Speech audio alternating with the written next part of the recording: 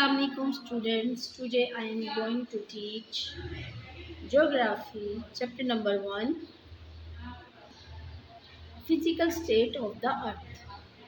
आज इस चैप्टर में हम ज़मीन की अंदरूनी साख्त के बारे में पढ़ेंगे। क्वेश्चन नंबर 1 है, into how many parts the internal part of earth is divided? ज़मीन का अंदरूनी हिस्सा कितने हिस्सों में तकसीम किया गया है? आंसर है student, the internal part of earth is divided into 3 important parts. जो अंदरूनी हिस्सा है ज़मीन का उसको 3 हिस्सों में तकसीम किया गया है। मेंटल, एक्सटर्नल कोर, कोर बेटा आगे आपने लिख लेना है, और इंटरनल कोर। देखिए स्टूडेंट्स, डायग्राम के ज़रिए मैं आपको बताती हूँ। ये हमारी अर्थ है, ठीक है। अर्थ की सबसे बाहर वाली जो लेयर होती है उसको क्रस्ट बोलते हैं। क्रस्ट के जो नीचे लेयर है वो क्या कहलाती है? मेंटल, ठीक है। मेंटल से जो नीचे वाली तह है उसको एक्सटर्नल कोर बोलते हैं, और जो सबसे अंदरूनी हिस्सा है ज़मीन का उसको इंटरनल कोर बोलते हैं। तो हमारी जो ज़मीन है उसके जो इंटरनल पार्ट है वो 3 है। कौन कौन से?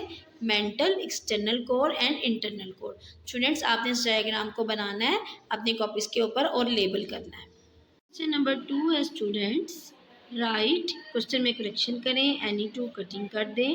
Right causes of earthquakes. हमने अर्थक्वेक्स की वजह बतानी है कि ज़लज़ले क्यों आते। Most of the earthquakes occur due to the movements of tectonic plates.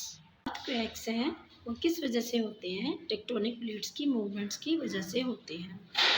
Students, what are tectonic plates? मैं आपको बताती हूँ कि टेक्टोनिक प्लेट्स क्या होती हैं। स्टूडेंट्स, जैसा कि आपने क्वेश्चन नंबर 1 में पढ़ा कि हमारी ये अर्थ है, और अर्थ की सबसे जो ऊपर वाली लेयर है, जो ऊपर वाली तह है, उसको क्या बोलते हैं? क्रस्ट बोलते हैं। क्रस्ट जो है उसकी जो थिकनेस है वो कितनी है? वो 8 और 40 किलोमीटर के दरमियान में है। ये क्रस्ट है। क्रस्ट के आगे, क्रस्ट के अंदर और लेयर्स हैं, जैसे कि आपने क्वेश्चन नंबर 1 में पढ़ा। अब जो क्रस्ट है, क्रस्ट की जो थिकनेस है वो 8 से लेके 40 किलोमीटर के दरमियान में इसकी थिकनेस है। इस थिकनेस के अंदर क्या है? अर्थ क्रस्ट के अंदर क्या है? फॉल्ट्स। क्या है? फॉल्ट्स हैं। अर्थ क्रस्ट के अंदर फॉल्ट्स हैं। इन फॉल्ट्स को क्या कहते हैं? इन फॉल्ट्स को हम दरारें भी बोलते हैं। ये जो फॉल्ट्स हैं, इन फॉल्ट्स की, ये फॉल्ट्स क्या करती हैं? इन फॉल्ट्स की तहें बन गई हैं, ठीक है। इन दरारों की, इन फॉल्ट्स की तहें बन गई हैं। इन फॉल्ट्स को हम क्या बोलते हैं? टेक्टोनिक प्लेट्स बोलते हैं। ये टेक्टोनिक प्लेट्स क्या करती हैं? मुसलसल मूवमेंट में रहती हैं, मुसलसल हरकत करती रहती हैं, जिसको टेक्टोनिक मूवमेंट कहते हैं। और इस टेक्टोनिक मूवमेंट की वजह से ही ज़लज़ले आते हैं। जैसा कि अभी आपने आंसर में पढ़ा कि most of the earthquakes occur due to the movement of tectonic plates, यानी इन टेक्टोनिक प्लेट की मूवमेंट की वजह से अर्थक्वेक्स आते हैं।